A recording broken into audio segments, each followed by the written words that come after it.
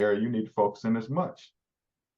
On the real estate side as well, if you don't, you have to know how to give buyers access to homes that they cannot find on MLS. You have to. You have to know that.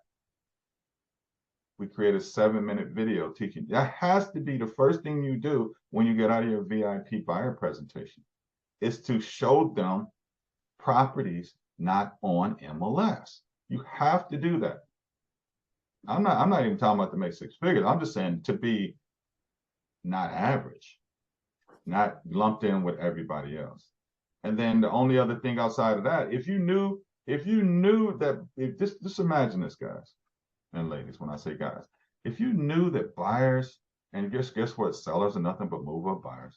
If you knew that buyers wanted homes that they could not find on MLS, if you actually knew that and believed that in your heart, and you knew you were excellent at it because you watched a 7-minute video and you practiced with your nephew and your kids how to show them, right?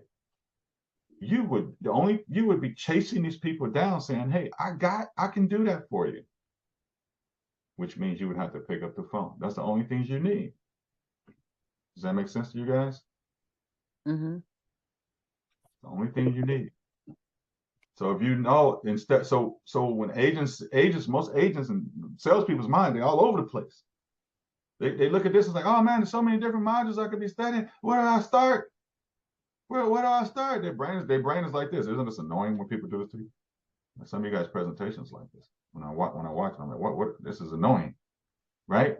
But I'm telling you, my job as a leader is in this industry, is a sales leader in this industry. Okay, over 11,000 deals closed.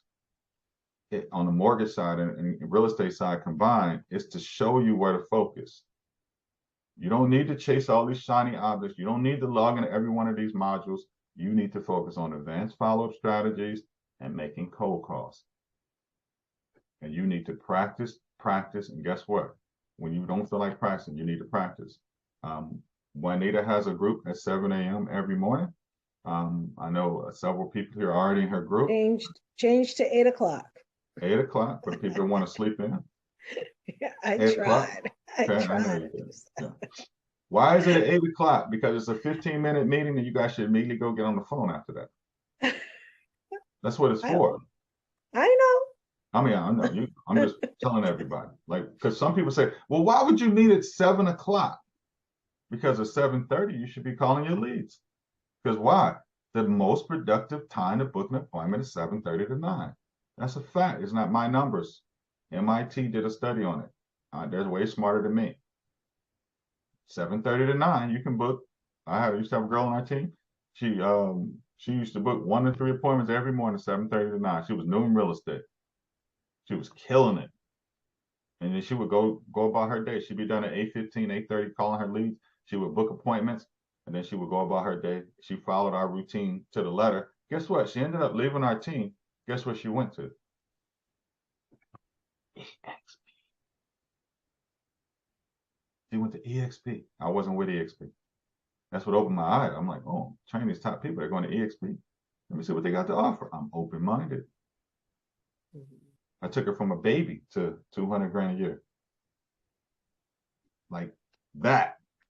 And the only thing that took her there was she followed our daily routine. She said, Anthony, if you tell me to call 7:39, you give me a script, I'm going to do it. Put the leads in my pipeline. She did it.